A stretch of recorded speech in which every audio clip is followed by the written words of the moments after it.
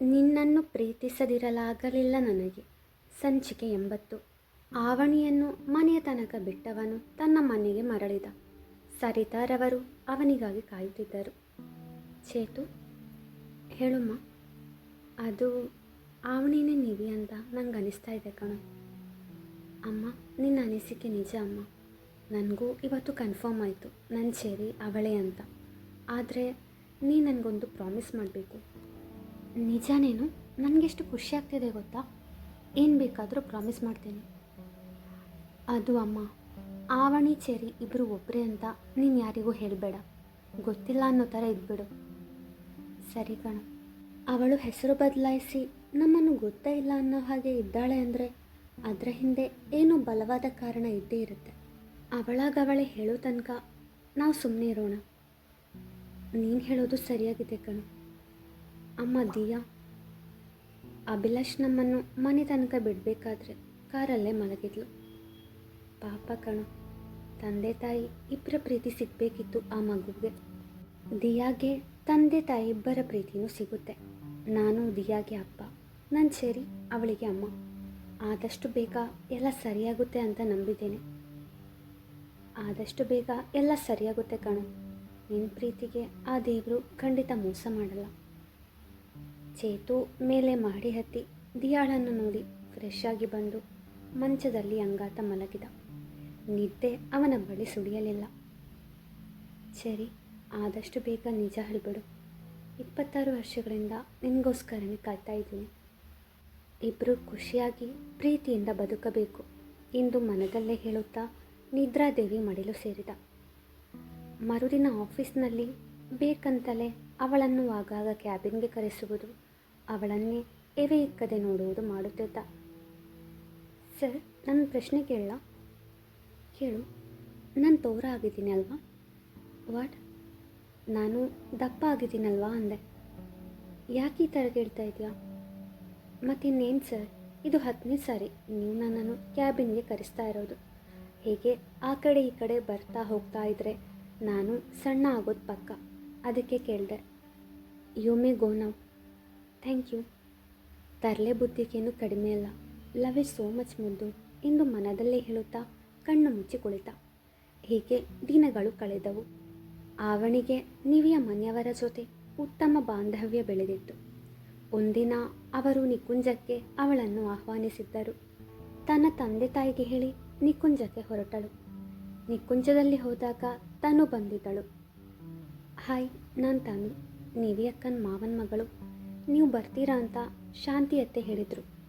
ನಿಮ್ಮನ್ನು ನೋಡಬೇಕು ಅಂತಾನೆ ಬಂದೆ. Hi, nice to meet you. ಉಭಯ ಕುಶಲೋಪರಿ ವಿಚಾರಿಸಿ, ಮುಂದಿನ ತಿಂಗಳು 15ಕ್ಕೆ ನನ್ನ ಮದುವೆ ಇದೆ, ನೀವು ಖಂಡಿತವಾಗಿಯೂ ಬರಬೇಕು ಎಂದು ಮದುವೆಯ ಲಗ್ನ ಪತ್ರಿಕೆಯನ್ನು ಅವಳ ಕೈಗೆ ನೀಡಿದಳು. ಓ ಶೋರ್, ಖಂಡಿತ ಬರುವೆ. ನಿಮ್ಮ ಉಡುಪಿ ಹೆಸರೇನು? ಏನು ಮಾಡ್ತಿದ್ದಾರೆ? ಅವರ ಹೆಸರು ಆದಿತ್ ಅಂತ, ಬಿಸ್ನೆಸ್ ಮಾಡ್ತಿದ್ದಾರೆ. ಓ ಗುಡ್. ನೀವೇನು ಓದಿರೋದು? ನಾನು ಇಂಜಿನಿಯರಿಂಗ್ ಮಾಡಿದ್ದೇನೆ. ಇಲ್ಲಿ ಸಾಫ್ಟ್ವೇರ್ ಕಂಪನಿ ಒಂದರಲ್ಲಿ ವರ್ಕ್ ಮಾಡ್ತಿದ್ದೀನಿ. ನನಗೆ ನೀವು ಅನ್ಬೇಡಿ ಪ್ಲೀಸ್. ಹಾಗಾದರೆ ನೀವು ಕೂಡ ನನ್ನನ್ನು ನೀನು ಅಂತ ಕರಿಬೇಕು. ಓಕೆ. ಶಿವನ್ಯ ಆವಣಿಯ ಹತ್ತಿರ ಬಂದು ಕುಳಿತಾಗ, ನಿಮ್ಮ ಹಸ್ಬೆಂಡ್ ಏನು ಮಾಡ್ಕೊಂಡಿದ್ದಾರೆ? ನಾನವರನ್ನು ಮೀಟ್ ಮಾಡಿಲ್ಲ. ಅವರು ಪೊಲೀಸ್ ಅಧಿಕಾರಿ ಎಂದು ಉತ್ತರಿಸಿದಳು ಹೆಮ್ಮೆಯಿಂದ. Wow, you are lucky. Yes I am. ಅಷ್ಟರಲ್ಲಿ ಸುಜಾತಾರವರು ಬಂದರು. ಹೇಗಿದೆಯಾ ನೀವಿ? ಎಕ್ಸ್ಕ್ಯೂಸ್ ಮೀ ಆಂಟಿ, ನಾನು ನೀವಿ ಅಲ್ಲ, ಆವಣಿ. ನಾನು ಚೆನ್ನಾಗಿದ್ದೇನೆ. ನೀವು ಹೇಗಿದ್ದೀರಾ? ಸಾರಿ, ನಾನು ಚೆನ್ನಾಗಿದ್ದೇನೆ. It's okay. ಲಕ್ಷ್ಮೀದೇವಿಯವರ ಫೋಟೋಗೆ ಹಾರ ಹಾಕಿದ್ದು ನೋಡಿ ಇವರು ಎಂದು ಫೋಟೋ ಕಡೆಗೆ ತೋರಿಸಿ ಕೇಳಿದಾಗ, ನಮ್ಮಮ್ಮ, ನಿವಿಗೆ ಅಜ್ಜಿ ಎಂದು ಉತ್ತರಿಸಿದರು ಸುಜಾತಾರವರು. ಪುಟ್ಟ, ಊಟ ರೆಡಿ ಇದೆ ಬಾ ಎಂದು ಶಾಂತಿಯವರು ಕರೆದಾಗ ಸರಿ ಎಂದು ಊಟಕ್ಕೆ ಕುಳಿತಳು. ಸದಾನಂದ್ರವರು ಆಫೀಸಿಗೆ ಹೋಗಿದ್ದವರು ಮಧ್ಯಾಹ್ನದ ವೇಳೆಗೆ ನಿಕುಂಜಕ್ಕೆ ಬಂದರು. ಅವರು ಆವಣಿಯ ಪಕ್ಕದಲ್ಲಿ ಕುಳಿತರು. ಶಾಂತಿಯವರು ಹಾಗೂ ಶಿವನ್ಯ ಸೇರಿ ಔತಣವನ್ನು ಏರ್ಪಡಿಸಿದ್ದರು. ಆವಣಿ ಬೇಡ ಬೇಡ ಅಂದರು. ಅವಳಿಗೆ ಬಡಿಸಿದರು. ಆವಣಿ ಊಟ ಮಾಡಬೇಕು ಅನ್ನುವಷ್ಟರಲ್ಲಿ ಶಾಂತಿಯವರು, ಪುಟ್ಟ, ನೀನೇನು ಅಂದ್ಕೊಳ್ಳೋದಿಲ್ಲ ಅಂದರೆ ನಿನಗೆ ನಾನು ಊಟ ಮಾಡಿಸ್ಲಾ ಎಂದು ಕೇಳಿದಾಗ ಆವಣಿಗೆ ಬೇಡ ಎನ್ನಲಾಗದೆ ಸರಿ ಆಂಟಿ ಎಂದಳು. ಶಾಂತಿಯವರು ಅವಳಿಗೆ ಊಟ ಮಾಡಿಸಿದರು. ಬಹಳ ವರ್ಷಗಳ ನಂತರ ಮಗಳಿಗೆ ಊಟ ಮಾಡಿಸಿದ್ದು ಅವರಿಗೆ ತುಂಬ ಖುಷಿಯಾಗಿತ್ತು. ನೀವಿಗೆ 3 ವರ್ಷ ಇರುವಾಗಲಿಂದ ಸ್ವಂತ ಮಗಳಂತೆ ಅವಳನ್ನು ಸಾಕಿ ಸಲಹಿದವರಿಗೆ ಅವಳನ್ನು ಮರೆಯದಿರಲು ಸಾಧ್ಯವೇ? ಆಂಟಿ ಎಂದು ಕರೆದಾಗ ಬೇಸರವಾದರೂ ಯಾವುದೋ ಕಾರಣಕ್ಕಾಗಿ ಈ ರೀತಿ ವರ್ತಿಸುತ್ತಿದ್ದಾಳೆ ಎಂದು ಅರಿತು ತಮಗೆ ತಾವೇ ಸಮಾಧಾನ ಮಾಡಿಕೊಂಡರು. ಅದೇ ವೇಳೆಗೆ ಸುಕನ್ಯಾರವರು ಆಗಮಿಸಿದರು. ಆವಣಿಯನ್ನು ನೋಡಿದ್ದೇ ತಡ ಆ ಎಂದು ಕಿರುಚಿದರು. ಹೇ ಸುಕ್ಕಿ, ಏನಾಗಿದೆ ನಿನಗೆ? ಯಾಕೆ ಹೀಗೆ ಕಿರಿಸ್ತಾ ಇದೆಯಾ ಎಂದು ಶಾಂತಿಯವರು ಪ್ರಶ್ನಿಸಿದಾಗ ಶಾಂತಿದು ಅದು ಅದು ಭೂತ್, ನೀವೀಕೋ ಭೂತ್ ಎಂದರು ಭಯದಿಂದ. ನಿನ್ನ ತಲೆ, ಇವಳು ಆವಣಿ ಅಂತ ನಮ್ಮ ಚೇತು ಆಫೀಸಲ್ಲಿ ಕೆಲಸ ಮಾಡ್ತಿದ್ದಾಳೆ. ನೀವೇ ಅಲ್ಲ, ಆದರೆ ನನಗೆ ಮಗಳ ಥರಾನೇ ಇಬ್ಬರು. ಶಾಂತಿದು ಅನಾಥಾಶ್ರಮ ಚಲಾಯಿಸ್ತಿದ್ಯಾ? ರಾಸ್ತೆ ಮೇ ಜಾನೆ ವಾಲಾ ಲಡ್ಕಿ ಕೋ ಬೇಟಿ ಹಾಗೆ ಬೋಳ್ತಾ ಇದೆಯಾ? ನೀನು ಅನಾಥಾಶ್ರಮ ನಡೆಸ್ತಿದ್ದೀಯಾ? ರಸ್ತೆಯಲ್ಲಿ ಹೋಗುವ ಹುಡುಗರನ್ನೆಲ್ಲ ಮಗಳ ಹಾಗೆ ಅಂತ ಹೇಳಲು?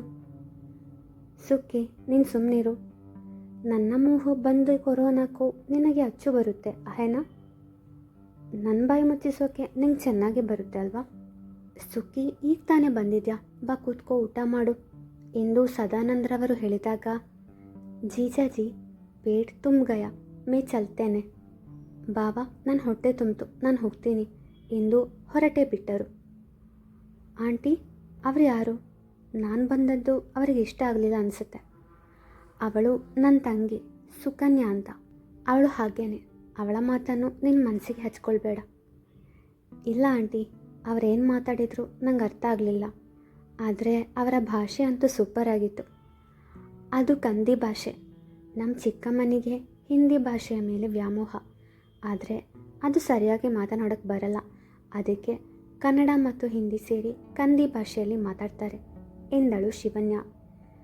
ಓಹೋ, ಇಂಟ್ರೆಸ್ಟಿಂಗ್ ಎಂದು ಹೇಳಿದಳು ಆವಣಿ.